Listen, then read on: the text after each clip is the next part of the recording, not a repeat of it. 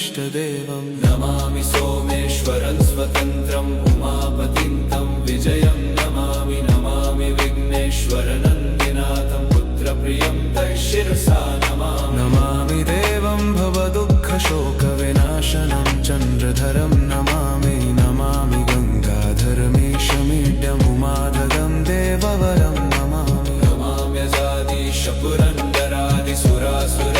नमाम्यजादिशपुरन्दरादिसुरासुरैरचितपादपद्मं नमामि देवी मुखवादनान इक्षार्थमक्षित्रितयं यैष पञ्चामृतैर्गन्धसुधूपदीपैर्विचित्रपुष्पैर्विधैश्च मन्त्रैः अन्नप्रकारैः सकलोपचार